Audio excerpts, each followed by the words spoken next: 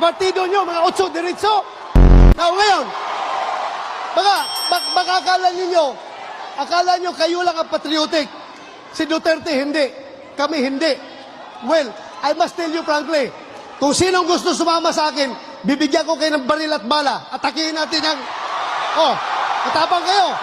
Alam mo paano? Paano yan para matakot na magpapasok ng droga dito? Ibalik natin ang death penalty para sa mga drug traffickers. Ang tinitira nila ay puro mga maliliit na pusher. Ang tinitira nila puro mahihirap. Nasaan ang mga drug lord? Takot. Hindi nila kayang labanan yung mga drug lord na yan.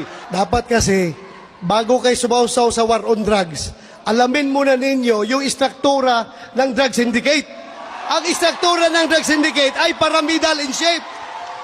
Pyramid na ang sa dulo, kukunti lang yung mga drug lord, mas marami ang mga nasa baba na mahirap. If you wage a war on drugs, you cannot be selective in implementation of justice. Hindi mo pwede sabihin, hindi natin yan trabahuin dahil mahirap lang yan.